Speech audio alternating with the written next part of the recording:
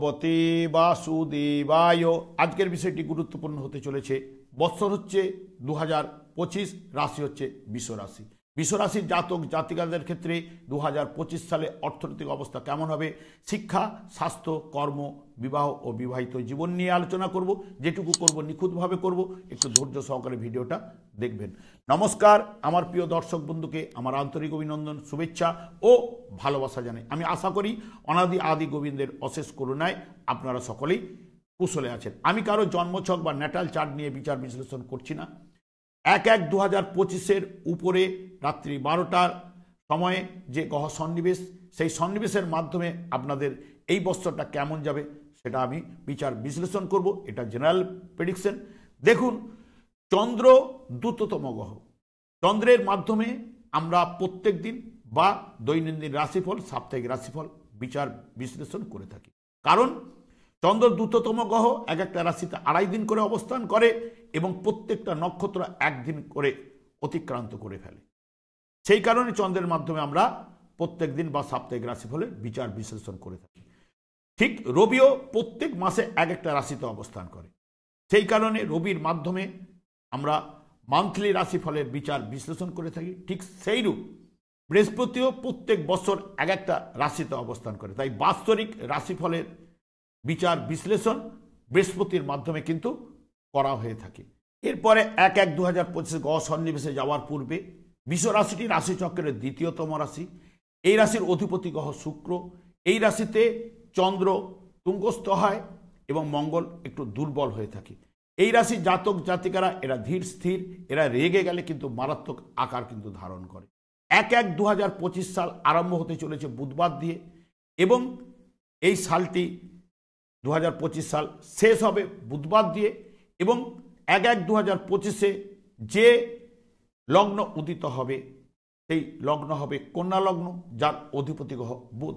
তাই বুধের কোনো না কোনো প্রভাব কিন্তু এই বছর কিন্তু পড়তে চলেছে রাশিচক্রের উপরে। আমি আচার্য কমল শাস্ত্রী প্রত্যেক বুধবার এবং শুক্রবার সন্ধ্যা 8:30 লাইভ অনুষ্ঠান নিয়ে উপস্থিত হই। ঠিক ওই সময় আমাকে ফোন করলে আপনারা নিজেদের ভাগ্য বিষয়ে জানতে পারবেন। তাছাড়া বিভিন্ন ধরনের ভিডিও আপলোড করে থাকি। সেগুলি পাওয়ার জন্য আমার চ্যানেলটিকে সাবস্ক্রাইব করে বেল আইকনে ক্লিক করে নিন। যখনই আমি লাইভ অনুষ্ঠান বা যে কোনো ভিডিও আপলোড করব তখনই কিন্তু আপনাদের কাছে নোটিফিকেশন পৌঁছে যাবে। এরপরে চলে আসছি 1/1/2025 গ্রহের সন্নিবেশ ঠিক এইরকম। মেষ রাশিতে কোনো গ্রহ অবস্থান করছে না। বিশ্ব রাশিতে বৃহস্পতি ঠিক 10/10/2024 সালে বক্রতা আরম্ভ করেছে। 5/2/2024 পর্যন্ত বক্রতার মধ্যে চলবে। বৃহস্পতি রোহিণী নক্ষত্রে বর্তমানে অবস্থান করছে। মঙ্গল অবস্থান করছে কর্কট রাশিতে। 7/12/2024 বক্রতা আরম্ভ করেছে। 25/2/2025 পর্যন্ত বক্রতার মধ্যে থাকবে এবং মঙ্গল পুষ্যা নক্ষত্রে অবস্থান করছে। কেতু অবস্থান করছে কন্যা রাশিতে। কেতু উত্তর ফাল্গুনী নক্ষত্রে অবস্থান করছে। উত্তর ফাল্গুনী নক্ষত্রের মাধ্যমে 30 মে সিংহ রাশিতে গমন করবে। বুধ অবস্থান করছে আপনার রাশিচক্রের আপনার বৃশ্চিক রাশিতে। বুধ নিজের নক্ষত্র অর্থাৎ জ্যেষ্ঠা নক্ষত্রে অবস্থান করছে। রবি এবং চন্দ্র অবস্থান করছে ধনু রাশিতে। রবি পূর্বষাঢ়া নক্ষত্রে, চন্দ্র উত্তরাষাঢ়া নক্ষত্রে অবস্থান করছে। শুক্র এবং শনি অবস্থান করছে কুম্ভ রাশিতে। শুক্র ধনিষ্ঠা নক্ষত্রে, শনি পূর্ব ভাদ্রপদ নক্ষত্রে। রাহু অবস্থান করছে মীন রাশিতে, উত্তর ভাদ্রপদ নক্ষত্রে। এই হলো 1/1/2025 গ্রহের সন্নিবেশ ঠিক এইরকম। এরপরে চলে আসছি আমি, শনি ঠিক 30 মার্চ ঠিক মীন রাশিতে প্রবেশ করবে এবং এখানেই ঠিক 14 জুলাই 2025 বক্রতার আরম্ভ করবে। 29 নভেম্বর 2025 বক্রতার মধ্যে অবস্থান করবে। রাহু অবস্থান করছে মীন রাশিতে। 30 মে রাহু গমন করে কুম্ভ রাশিতে প্রবেশ করবে পূর্ব ভাদ্রপদ নক্ষত্রের মাধ্যমে। যখনই রাহু গমন করে কুম্ভ রাশিতে অবস্থান করবে, রাহুর সমসপ্তমে কেতু থাকে। কেতুর সমসপ্তমে কিন্তু রাহু থাকে। সেই কারণে রাহু প্রবেশ করার সঙ্গে সঙ্গে কেতুও ঠিক সিংহ রাশিতে 30 মে প্রবেশ করবে। এই হলো এদিকে ট্রানজিট। বৃহস্পতি 5/2/2025 বক্রতা ত্যাগ করবার পরেই এখানে বৃহস্পতি মৃগশিরা নক্ষত্রে ঠিক 11 এপ্রিল গমন করবে এবং 15 মে বৃহস্পতি মিথুন রাশিতে প্রবেশ করবে, যেটা আপনাদের দ্বিতীয় ভাব, অর্থের জায়গা, পরিবারের জায়গা। এবং দ্বিতীয়ভাবে প্রবেশ করার সঙ্গে সঙ্গে 5 মাস এখানে অবস্থান করার পরে দ্রুত গতিতে কর্কট রাশিতে গমন করবে। কর্কট রাশিতে ঠিক আপনার এখানেই বক্রতা আরম্ভ করবে 12ই নভেম্বর 2025-এ এবং 12/3/2026 পর্যন্ত বক্রতার মধ্যে অবস্থান করবে। ঠিক 7/12-তে আবার বক্রতার মাধ্যমে মিথুন রাশিতে প্রবেশ করবে। এই হলো আপনাদের গ্রহের ট্রানজিট। যেহেতু আপনারা বিশ্বরাশির জাতক জাতিকারা, সেই কারণে বিশ্বরাশির ক্ষেত্রে শনি হচ্ছে নবমপতি এবং দশমপতি হওয়ার কারণে নিজেই রাজ্যকারক গ্রহ, নিজেই কিন্তু শুভকারক গ্রহ। এবং যেহেতু আপনাদের দ্বিতীয়পতি এবং পঞ্চমপতি বুধ, সেও কিন্তু শুভকারক, পঞ্চমপতি হওয়ার জন্য শুভকারক গ্রহ। এই হচ্ছে আপনাদের টোটাল জিস্ট। এবার আমি সরাসরি চলে আসছি অর্থনৈতিক অবস্থা আপনাদের কেমন হতে চলেছে। দেখুন, আমি শর্টে বলি, বৃহস্পতি আপনাদের রাশিতে অবস্থান করছিল একাদশপতি হিসেবে। তাহলে আপনাদের অনেকের ক্ষেত্রে ভালো ফল পেয়েছেন যাদের বৃহস্পতি শুভ রয়েছে। যাদের বৃহস্পতি জন্মছকে শুভ নেই তারা কিন্তু ততটা কিন্তু শুভ ফল পাননি, কারণ বৃহস্পতি ঠিক এই রাশিতে ততটা কিন্তু শুভ ফল প্রদান করতে পারে না, কারণ এটা হচ্ছে শুক্রের রাশি এবং বিশ্ব রাশি হচ্ছে মাইনাস, অর্থাৎ মেয়ের রাশি। এখানে হয় মেয়ে বা বৌমাকে বোঝায়। তাহলে দেবগুরুর মতো একজন ব্যক্তি যখন বৌমা বা মেয়ের সঙ্গে যখন কথাবার্তা যেই বললো না কেন, একটা বৌমার সঙ্গে ঘোমটা টানা মেয়ের মধ্যে একটা লজ্জাজনক ব্যাপার থাকতেই পারে।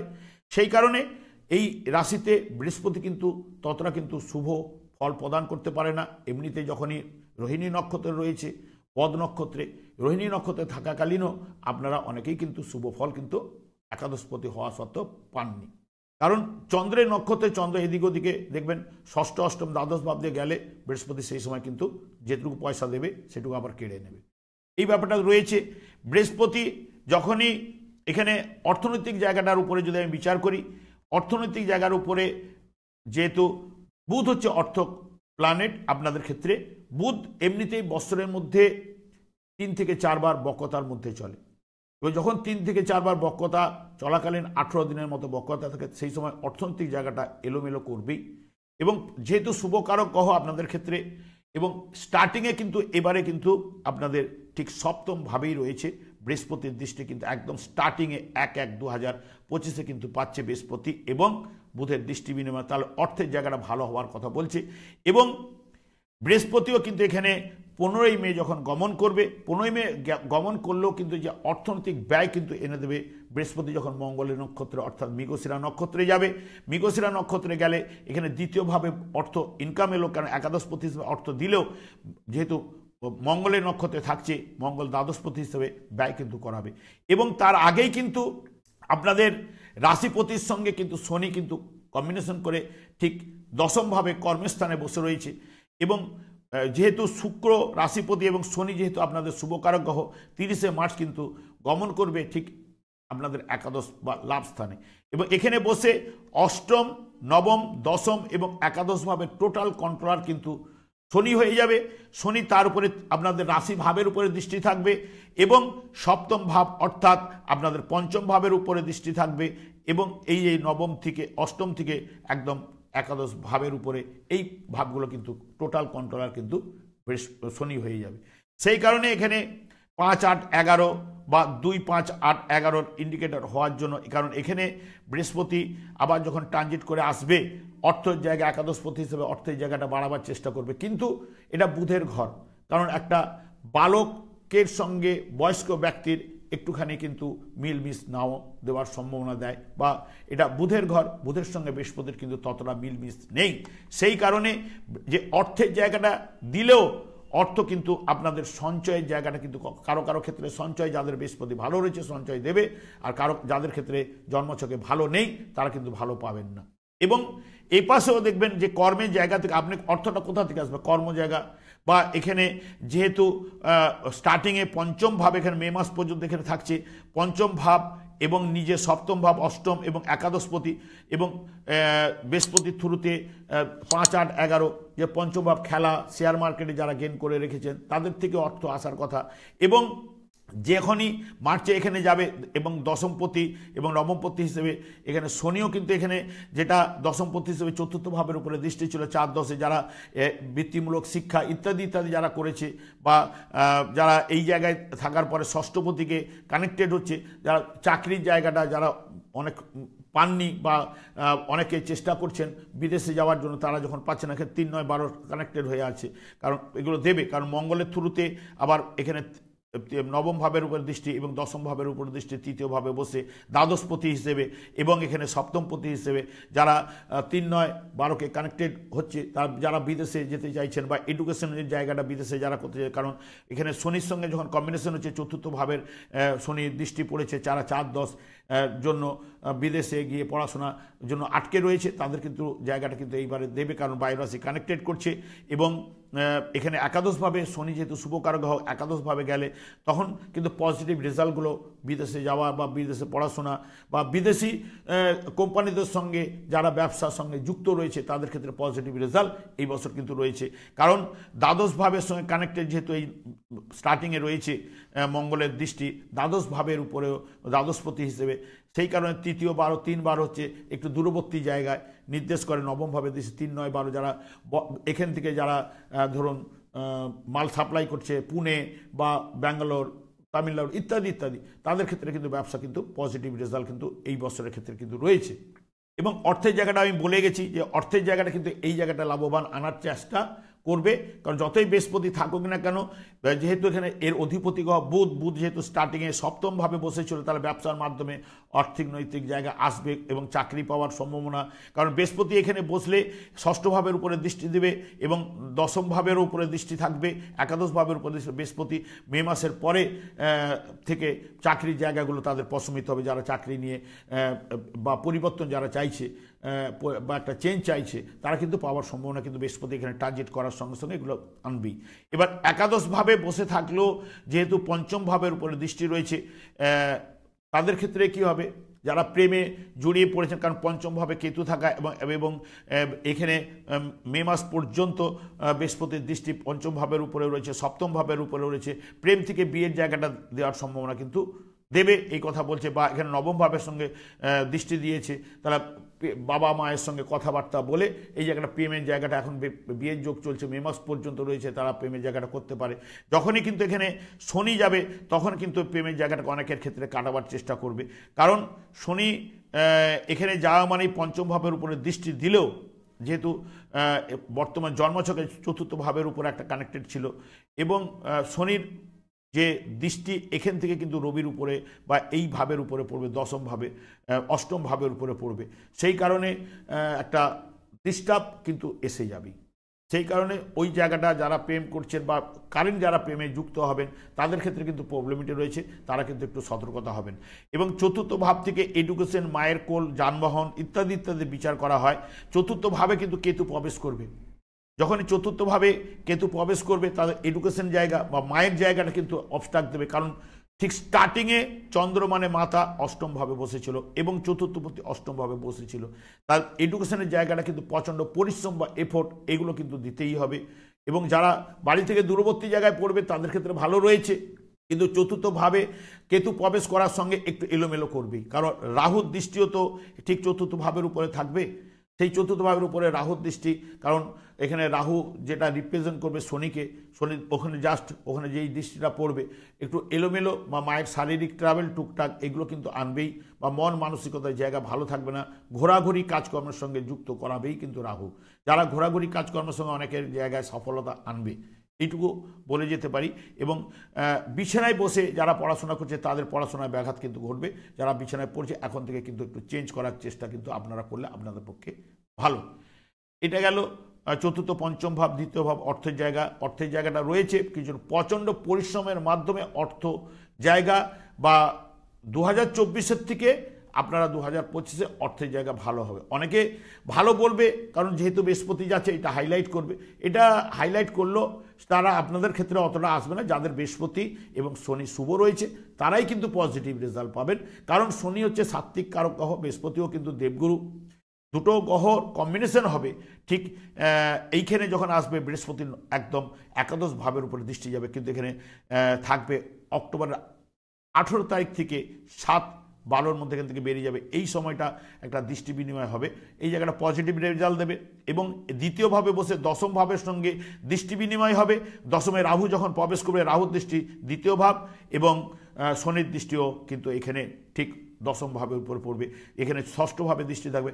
ওই সময়টা চাকরির জায়গাটা আপনাদের প্রশমিত করবেই বৃহস্পতির মাধ্যমে। যারা চাকরি খুঁজছেন তারা কিন্তু চাকরি পাবেন।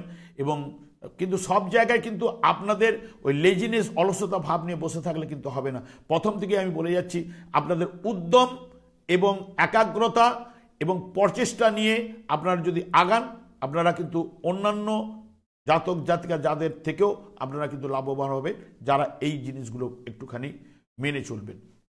ষষ্ঠ ভাব চলে আসছে, ষষ্ঠ ভাব রোগের জায়গা। ষষ্ঠ ভাবে অধিপতিগণ স্টার্টিংয়ে কিন্তু শনি যুক্ত ছিল এবং শনির যে দৃষ্টি চতুর্থ ভাবের উপরে ছিল এবং মঙ্গল এখানে বসে ঠিক ষষ্ঠ ভাবের উপরে দৃষ্টি রয়েছে। মঙ্গলের দৃষ্টি ষষ্ঠপতির উপরে এবং রাশিপতির উপরে রয়েছে।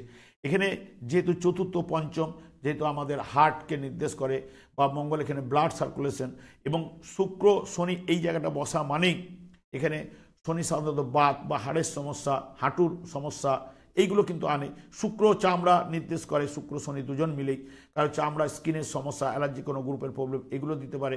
এবং শনির দৃষ্টি এখানেও ছিল, আবার যখন এখানে যাবে ঠিক আপনাদের পঞ্চম ভাবের উপরে দৃষ্টি থাকবে। এবং শনি এখানে রোগ দিলেও রোগটাকে নিরাময় আনবার চেষ্টা করবে বা রিলিজ করাবার চেষ্টা করবে। এবং অনেকটাই দেখবেন আগের তুলনায় বড় ধরনের কোনো রোগ দেবে না, পজিটিভ রেজাল্ট বা ভালো রেজাল্ট পাবেন। কর্মের জায়গা কিন্তু উন্নতি পজিটিভ বৃহস্পতির মাধ্যমে কিন্তু আপনারা পাবেন।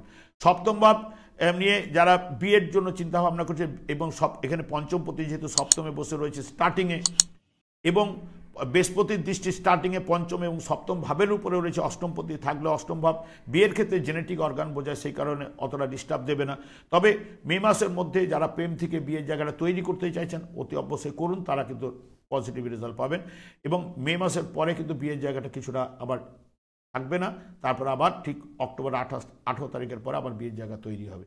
এরপর সপ্তম ভাবের পর অষ্টম ভাব। অষ্টম ভাবে দেখুন রবিচন্দ্র, যেই গ্রহগুলোকে আমরা খালি চোখে দেখতে পাই তারাই কিন্তু স্টার্টিংয়ে অষ্টম ভাবে বসে রয়েছে। এই অষ্টম ভাবে এই দুটো গ্রহ, কারণ একজন হচ্ছে পিতা, একজন হচ্ছে মাতা, সেই কারণে আপনাদের এই বৎসরের ক্ষেত্রে যে যাই বলুক, আমি আপনাদের একটা কথা বলি, প্রচেষ্টা, উদ্যম, একাগ্রতা, এই তিনটে জিনিস আপনাদের কিন্তু এই বছর কিন্তু দিতে হবে। এবং রবি যেহেতু দুর্বল রয়েছে, এবং এই বিশ্বরাশির জাতক জাতিকারা, ম্যাক্সিমাম জাতক জাতিকারা লেটে ঘুম থেকে ওঠার প্রবণতা রয়েছে, কারণ শুক্র অধিপতি হওয়ার জন্য একটু অলসতা এনেই দেয়। দেখবেন উঠছি করে 6টা 7টা 8টা পর্যন্ত অনেকে ঘুম থেকে উঠেন।